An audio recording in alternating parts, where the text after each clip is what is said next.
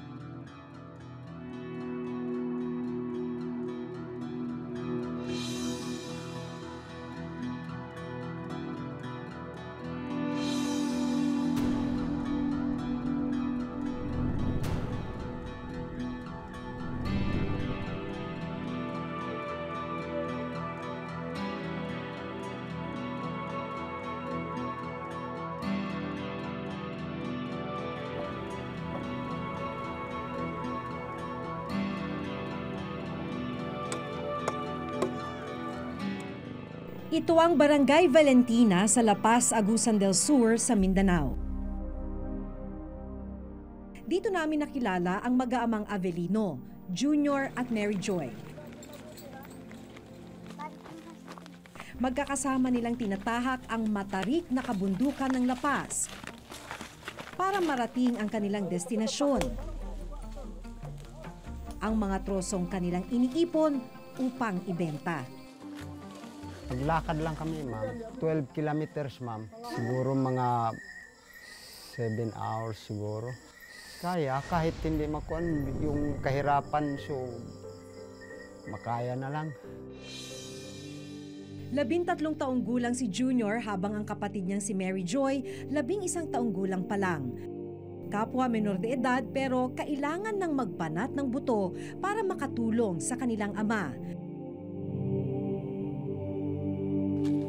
May sakit naman ang kanilang ina na pansamantalang nanunuluyan sa mga kamag-anak sa Bukidnon. Sa araw na ito, kapwa sila hindi nakapasok sa eskwela.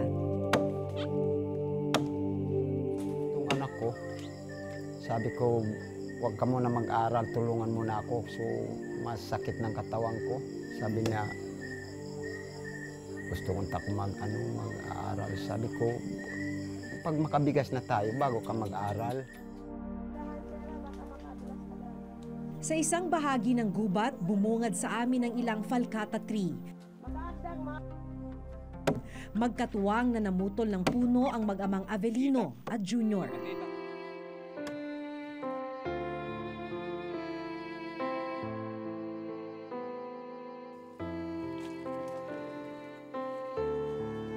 Maya-maya pa, isa-isa na nilang hinila ang 5 naputol na kahoy papalapit sa ilog.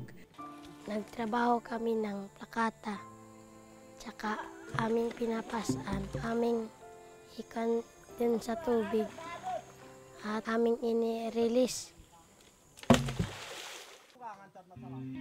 Dahil walang tulay o bangka, ang mga kinuha nilang troso ang nagmistulan nilang mga balsa. Tinali ito ng lubid para hindi magkahiwa-hiwalay habang inaanod ng tubig. Nakapoy ako, bumalik pa ako, ikot na sabo, pero nasab sa umayam. Pero kung tutuusin, biyaya pa raw na maituturing ang ilog. Pagdating kasi sa pampang o patag na bahagi ng gubat, magsisimula na raw ang totoo nilang kalbaryo.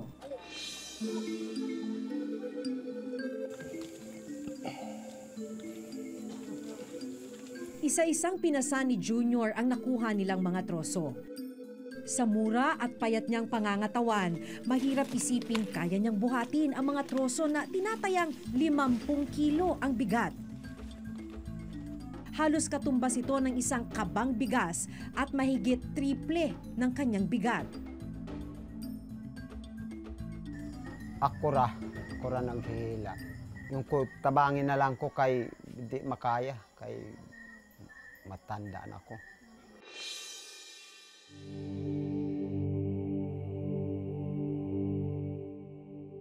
Hirap kasi ang bigat ng aking dala.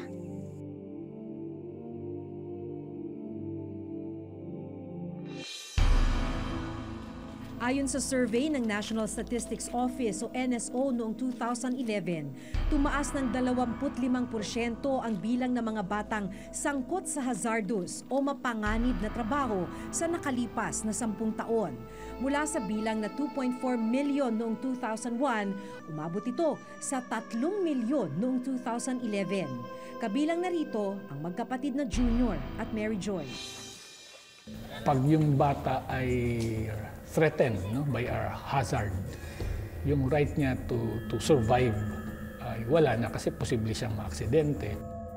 Yung right to development, imbes na yung bata ay naglalaro, nag-i-enjoy, pinapalago niya yung kanyang kaisipan, yung kanyang katawan ng maayos, bilang paghahanda nga sa pagiging part of the human resource sa future.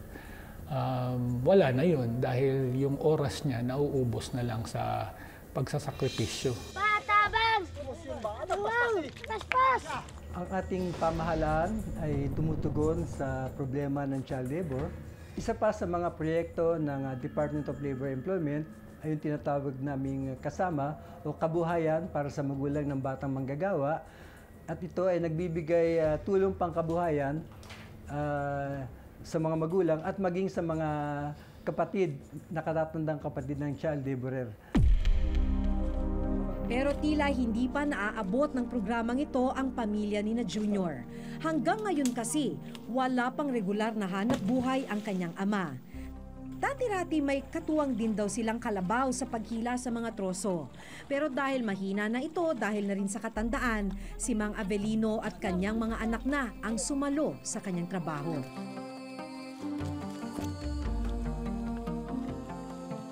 Si Junior minsan na raw nasuwag ng kalabaw sa kanyang dibdib. Kapuna-puna rin ang pilat na ito sa kanyang mukha. Sugat ng dugi. Perong dugi na kanto.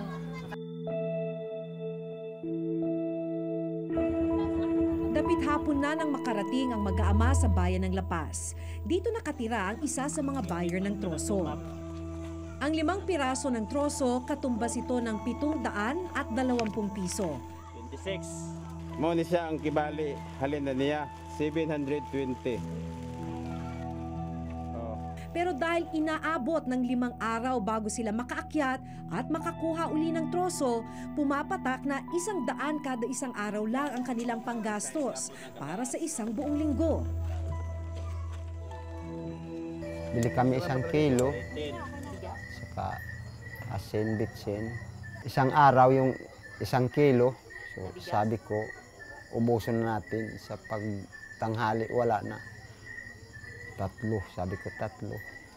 Tag isang ano lang, 3 yung 1 kilo. Kung si Mang Avelino lang daw ang masusunod, nais niyang mapagtapos kahit high school man lang ang kanyang 8 anak. Pero sa kasalukuyan daw nilang hanap buhay, tila malabo pa raw ang kanyang mga pangarap. Yung anak ko, sabi ko magtatrabaho muna kayo. Hindi. Grade 6 lang, walang nag-high school. Wala, ma'am. 2, grade 6. Sabi ko magtrabaho na muna kayo. Hindi na kaya. Kahit kursunada nga mag-aral, pero sa akin ang walang kaya. Kung may makatulong, gusto ko sana, ma'am, may anak ko nga. Pero sa akin lang, hirap, ma'am. Hindi ko kaya.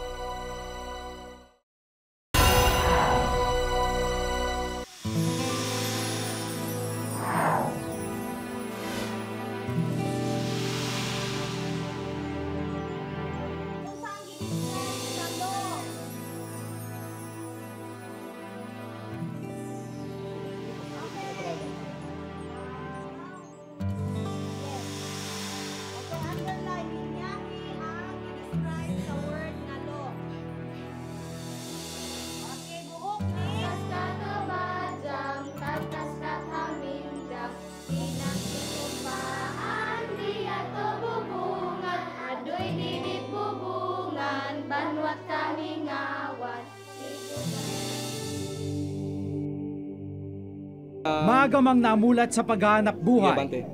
Sinisikap ni na Junior at Mary Joy na makapasok sa Lope Cortes Elementary School sa Agusan del Sur.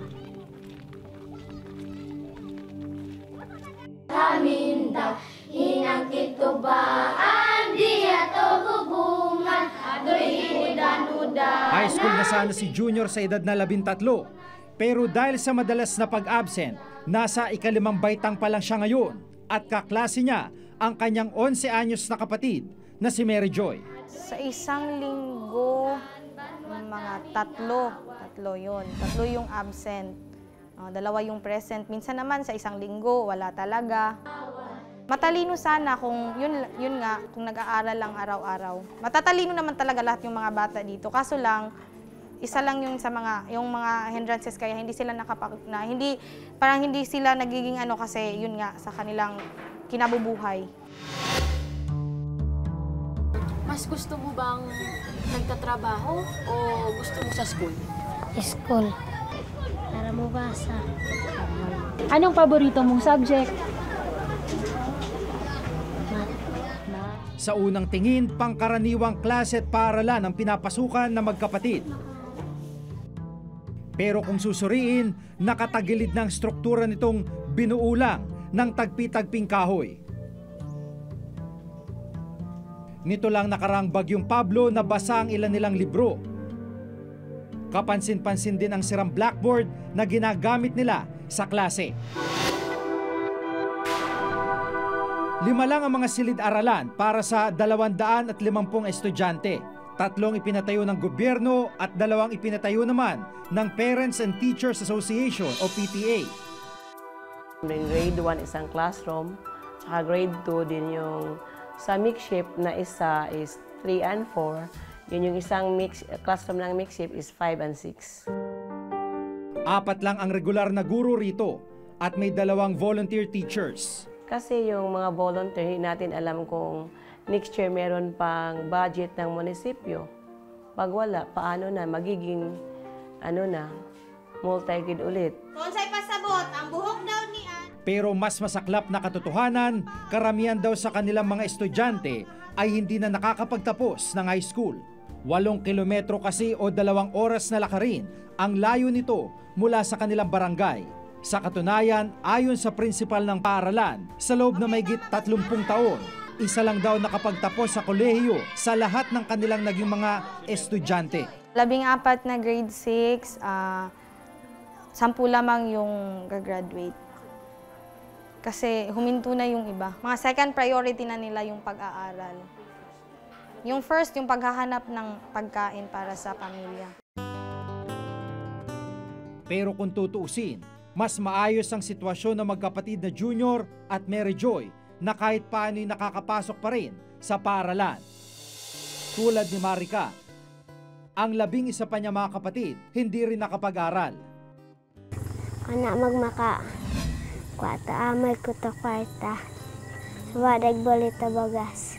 Kaya naman para makatulong sa kanyang tatay, sumasama rin siya sa pag-akyat ng bundok para kumuha ng ratan. Dok, gaano kalayo yung nilalakad mo? 1 kilometro. Mahirap ba? Oo. Di ang atabagon. Agon arita bayay. Kapansin-pansin ang mga iniwang peklat ng kanyang mga sugat mula sa kahoy na ratan. Tinatawid din niya mga ratan sa ilang matatarik na bangin. Pero sa kabila ng nakakapagod at delikadong trabaho, wala ring magawa ang kanyang ama dahil na rin sa hirap ng buhay. Nabadjit ko sa bahay ito sa karang yan abot ko. Kung ako dumahong kanan, ubawas mo bagsika. Bakit hindi niya pinapapasok sa school? Pa-school at anak ko. So, makapaendol ako. Babae na lang. Pero ko lang kayo din. Pag-astas ang kamong anak ko. So, maluwari ka sa kutan. Sikan abot ko, igo din na pag wadag si Bani. Hindi ka support ako sa mga anak. Tuwing araw ng Sabado at walang mga estudyante, bumibisita siya at ang kanyang kapatid sa paaralan. Ayon sa ulat ng NSO noong 2011, 6 na milyon sa tinatayang 39 na milyong Pilipinong may edad 6 hanggang 24 ang out-of-school youth, katulad ni Marica. Mas mataas ito kung ikukumpara sa 5 milyong out-of-school youth na naitala noong 2002. Yung usual reasons naman kasi nagtatrabaho sila, they have to drop out of school to work and help their parents para tumaas yung income. Taong 2007 na maglunsad naman ang Department of Education o DepEd ng isang pambansang programang naglalayong gawing literate ang mga kabataang Pilipino. Yes. Tinawag itong Basic Education Sector Reform Agenda o BESRA.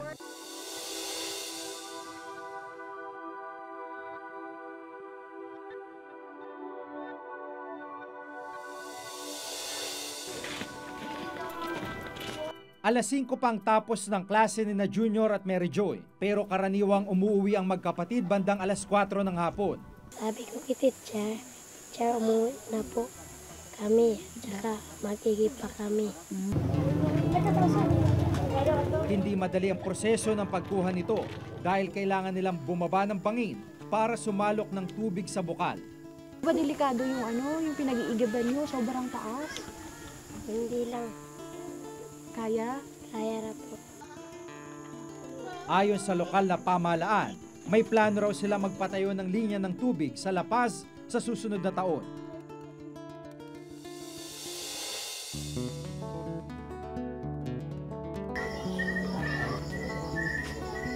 Pagkagat ng dilim, pinagsaluan ng pamilya ni Mang Avelino ang sardinas at kanin. Bukod sa mahirap na pagkuha ng tubig, wala rin silang kuryente kaya gasera lang ang nagsisilbi nilang tanglaw sa gabi. Sa buong barangay Valentina, 4 na pulang sa mahigit 100 kabahayan ang may kuryente. Sa bawat pagtatapos ng araw, hindi maiwasang makaramdam si Junior ng pananakit ng katawan. Hapong-hapuman mula sa maghapong pagtatrabaho, tila maaninag pa rin ang liwanag ng pag-asa. Anong gagawin mo sa 50 pesos mo? Bili ng papel at lapis.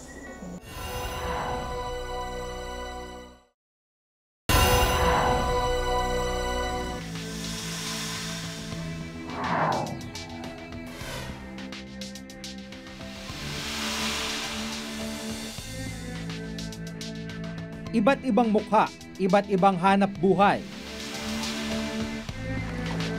Iba't ibang panig ng bansa. Sa loob ng 8 taon, hindi na mabilang ang nagawa naming istorya tungkol sa karapatan ng mga bata. Pero bakit nga ba tila siramplakang paulit-ulit ang masaklap na kwento ng kahirapan? at maagang pagbabanat ng buto ng ilang kabataan.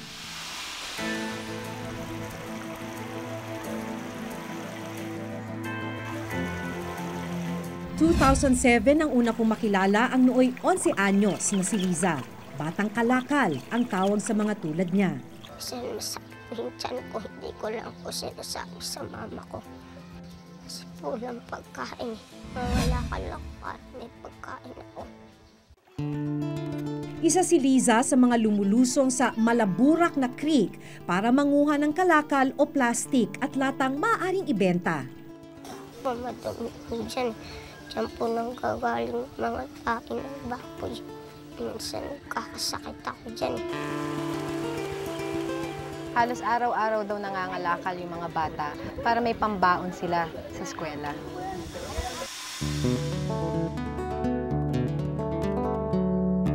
Kadalasang gutom at walang baon si Liza kapag pumapasok sa paaralan. Pero sa kabila nito, hindi siya lumiliban sa klase dahil sa kagustuhan niyang makapagtapos.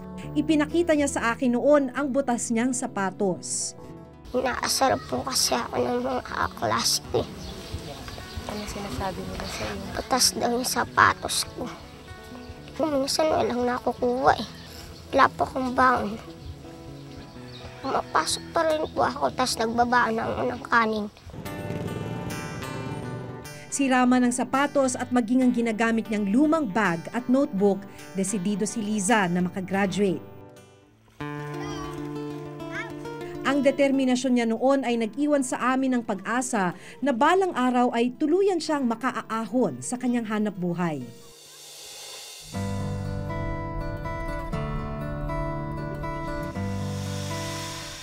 Matapos kasing ipalabas sa reporter's notebook ang kanyang kwento, dumagsa ang nais tumulong kay Liza. May mga tumulong para sa kanyang pag-aaral, habang ang ilan ay nagbigay naman ng sapatos at gamit sa eskwelahan. Morning po. Dito daw nakatira si Liza. Una ko siyang nakilala noong mga taong 2007. Tapos hindi ko makakalimutan tong si Liza kasi habang ginagawa namin yung storya tungkol sa mga batang kalakal, umupo sa tabi ko to tapos umiiyak. Tapos gusto ko siyang kumustahin.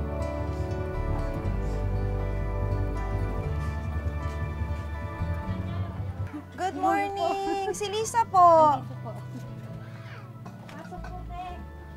Pasensya na po, Ate Maki. Ay, kumusta po? Liza! Ano nangyari? Ba't ang laki-laki mo na? Kumusta ka? Bakit? 17 taong gulang na ngayon si Liza. Napuno ng halakhak at tuwa ang muli naming pagkikita matapos ang 6 na taon. Kumusta kayo, Nay? Kumboy, kumusta kayo? Pero hindi rin nagtagal ang aming kasiyahan dahil sa isang malungkot na balita. Hindi na nakatungtong ng high school si Liza. Bakit ka tumigil? Yung nga lang ako nawala ng pag-asa sa kanya nung tumigil siya. Trabaho po kasi si Mami. Trabaho ako. Sabi ko, ano, Liz? Pasok ko po na masuwa po sa bahay. Naiiyak tuloy ako. Kasi, sorry. Naiiyak naman ako, Nay. Kasi ako, alam mo yun, so, di ba? Nalungkot ako nung sinabi sa akin na. Para ako nanghina. Kaya Nung sabi sa akin, grade 5, tumigil na si ano. Hinayang talaga ako. Sabi ko, bakit?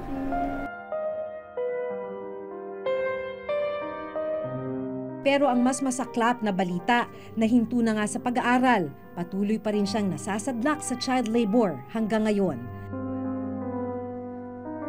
Mula sa maruming bura kung saan namin siya natagpuan noon, minsan na rin siyang nagtrabaho sa isang construction site at ngayon tumutulong naman siya sa kanyang ina sa pamamasukan bilang kasambahay.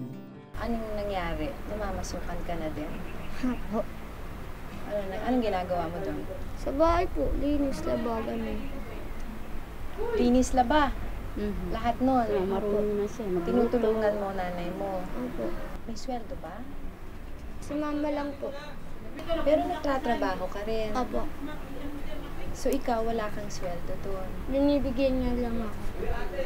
So, nandun ka para lang makasama mo mama mo. Pero kayo, nasasaktan kayo Ayun, pag nandun siya. Kasi gusto kong ibigay sa kanya yung magandang buhay.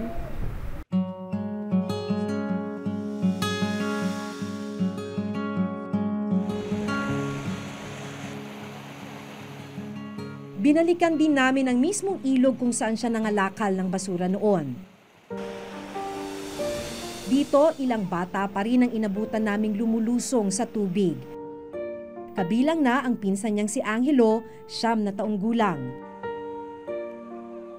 Maliliit na isda naman ang kanilang hinuhuli para maibenta. Tila mga bagong henerasyon ng mga batang kalakal na nakilala namin, 6 na taon na ang nakararaan. Kaya nagagalit nga ako din isang pagka nung punta rito sa ilog, ang lakas-lakas ng ilog sa mga ngalakal dito. Sabi ko, pag na-disgrasya ka dyan, sabi ko ganun. Kumbaga parang ngayon, gusto ko yung tutukan yung pag-aaral lang eh. Pero hindi, matigis ulo. Gusto niya mga lakal eh. Kaya pinababayaan ko na lang.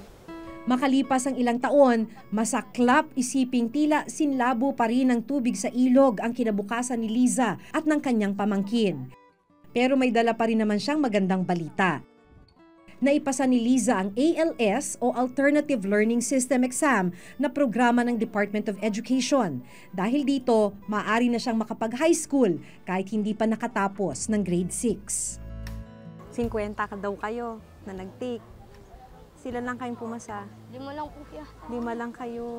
Congratulations. Hindi ka pa naman tumitigil na mangarap. Kasi nga po, yung hinihintay ko nga lang po yung makalaki lang, magdalaga, talaga. Ibang bansa, ganun. Para, kasi sabi na, kasarawan ng ate ko eh. Gano'n ka na lang, ibang bansa na lang, para mapatayo na natin, bahay natin na to, palaki natin. So, gusto ko ganun. Kumbaga parang kahit sa kanila, biro lang. Parang niisip ko, story.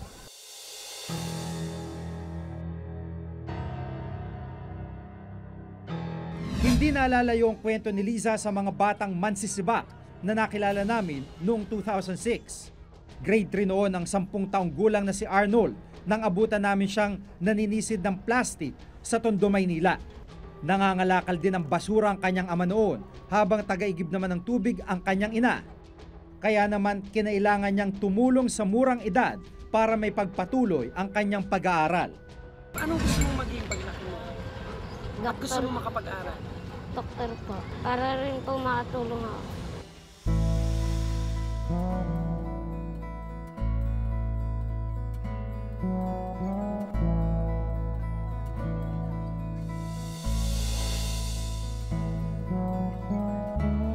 Mapait pa rin ang balita sa amin ni Arnold nang muli namin siyang dalawin.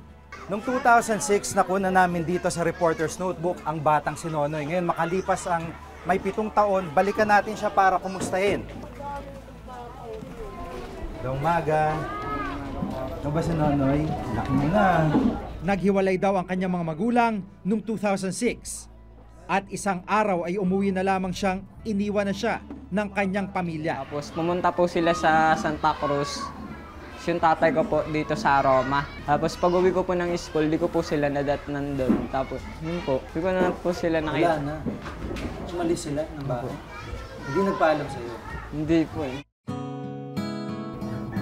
Dahil wala na magulang na gumagabay sa kanya, tuluyan siyang nahinto sa pag-aaral at patuloy na naging batang mansisibak. 4 na taon siyang naging palaboy sa kalye. Dati, kumusta yung buhay mo sa kalsada? Mahirap po kasi hindi ko po alam kung saan po saan po kakain, gano'n. Hindi ko alam kung saan ako matutulog. Tapos minsan pa kailangan mag-ingat kasi marami nang huhuling mga bata. Hanggang sa makilala niya si Father Matthew ng Tulay ng Kabataan Foundation. Dito nakapag-aral siya sa pamamagitan ng Alternative Learning System o ALS, tulad ng kay Liza. Inihintay ko po yung resulta ng ALS eh. Kung pumapasa po, mag-aaral po.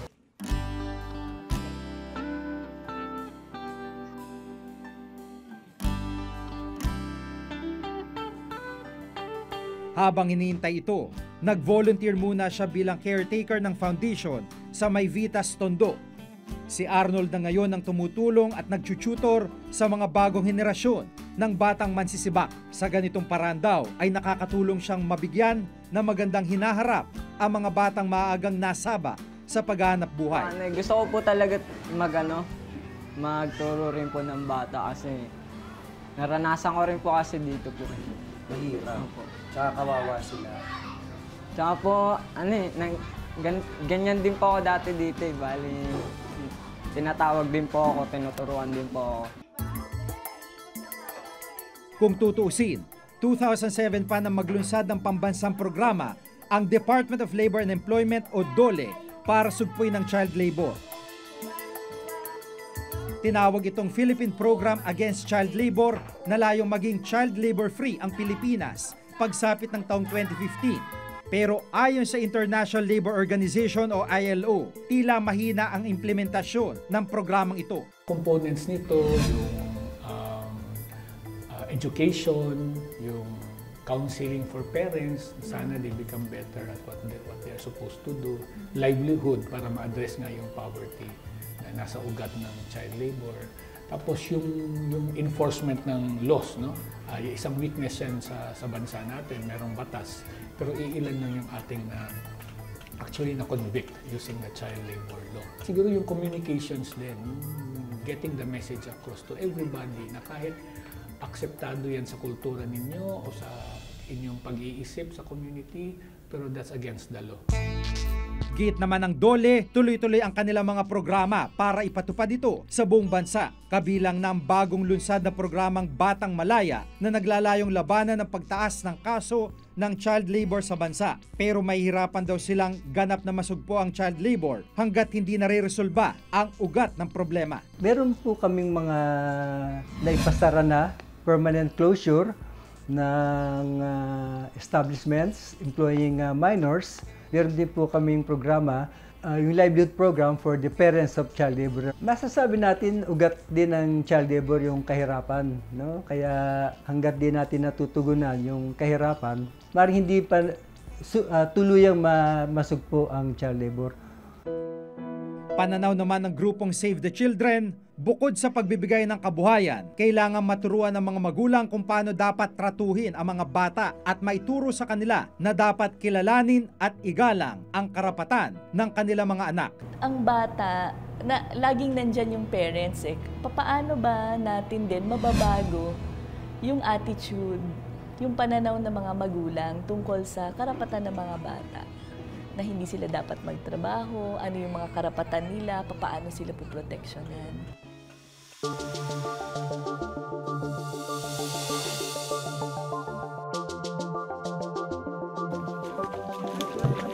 Ilang taon mula ngayon, maaari naming balikan at muling kumustahin sina Junior at Mary Joy, ang magkapatid na nagbubuhat ng troso sa Agusan del Sur. Gayun din si Marica na hindi nakatungtong sa paaralan at maagang namulat sa pagbubuhat ng ratan. Masarap isipin na sa mga panahong iyon, magandang pagbabago naman ang aming maabutan. Nakapagtapos na sana sila sa kolehiyo, malaya na sana sila sa bitag ng mapanganib na trabaho, at malaya na rin sa anumang uri ng pang-aabuso. Pero kung walang malinaw na reforma at pagbabago sa mga polisiyang nangangalaga sa mga kabataan, wala rin kasiguruhan na magbabago ang kanilang kinabukasan.